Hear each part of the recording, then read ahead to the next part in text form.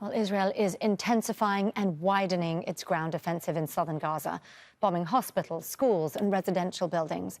That's all despite pressure from allies to reduce the number of civilian casualties. It's also carpet bombing several areas of Gaza, closing in on the city of Khan Younis in the south. Nearly 16,000 Palestinians have now been killed since this war began. The United Nations has renewed its calls for a permanent ceasefire. Well, let's speak to our correspondent on the ground, Hani Mahmoud, in Khan Younis, in southern Gaza for us. Hani, can you talk us through the Israeli troop movements that you've been hearing about there? I know the ground fighting, especially, is getting closer and closer to the heart of Khan Younis, where you are.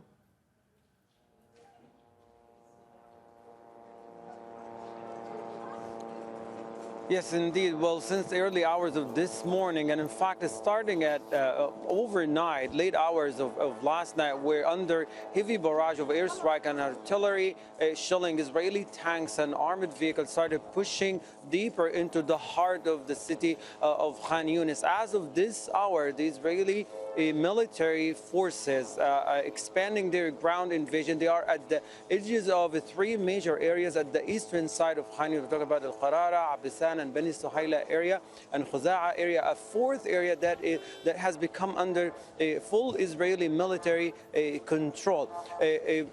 As of the past 20-30 minutes, there an area at the heart of Hani known as the 5th Street. This is literally about 15 minutes drive from where we are to this area. So they are getting very closer to the center of Khan Younis city, where we have the hospital here, we have their honorable schools, there is a busy market.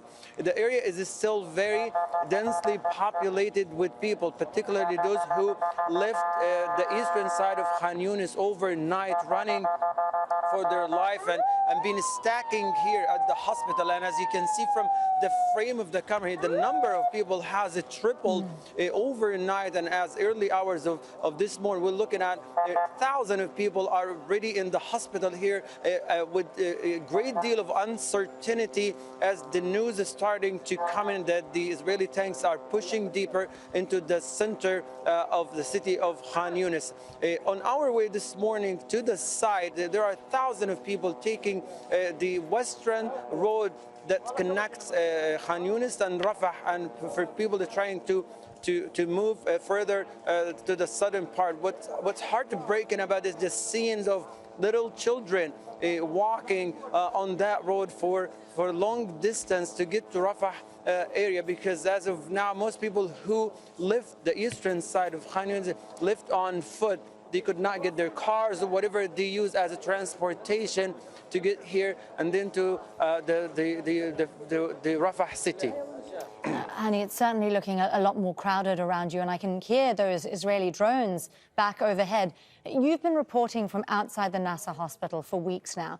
What's the situation like inside? We just saw even more ambulances go past.